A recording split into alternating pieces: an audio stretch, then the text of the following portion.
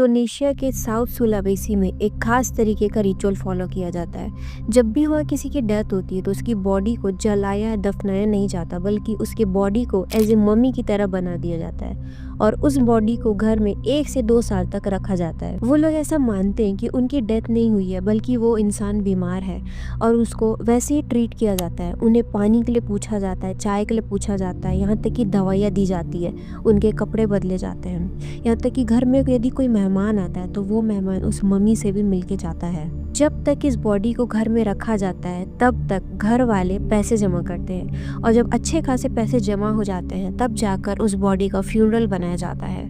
तो मन में ये बात आएगा कि आखिर फ्यूनरल बनाने के लिए इतने पैसों का क्या ज़रूरत है। तो इंडोनेशिया में वेडिंग से ज़्यादा फ्यूनरल को इम्पोर्टेंस दिया जाता है। यहाँ पे सबसे ज़्यादा खर्चे फ्यूनरल में किए जाते हैं, इसीलिए जब अच्छे खासे पैसे जमा हो जाते हैं तब जाके बॉडी का फ्यूनरल किया जाता है। और जब बॉडी का फ्यूनरल होता है तो उस बॉडी को एक पालकी जैसे सवारी में बैठाकर पूरा शहर घुमाया जाता है। ये रिचुअल टोटल 5 दिन तक चलता है। जब 5 दिन हो जाता है तब उस बॉडी को एक बड़े से स्टोन ग्रेवयार्ड के अंदर डाल दिया जाता है। ग्रेवयार्ड में डालने के बाद परिवार वाले साल भर साल में कभी कभी आकर उस बॉडी से मिलते हैं। उस बॉडी को ग्रेवयार्ड से बाहर निकाला जाता है और उनके कपड़े बदले जाते हैं। देखा जाए तो ये लोग ऐसा मानते ही नहीं है कि उनकी डेथ हो गई है। अभी जो आप ये पिक्चर देख रहे हैं, इस पिक्चर में आप कुछ डॉल्स देखे होंगे। इन डॉल्स को कहते हैं ताऊ ताऊ। तो जिनकी भी बॉडी उस स्टोन ग्रेवयार्ड के अंदर है, उनमें से जो लोग भी इन्फ्लुएंशियल टाइप के लोग थे या फिर जो लोग उस विलेज में थोड़े फेमस थे, उनके डॉल्स बना के ग्रेवयार्ड के बाहर रख दिया जाता है ना। बड़ा खास तरीके का रिचुअल।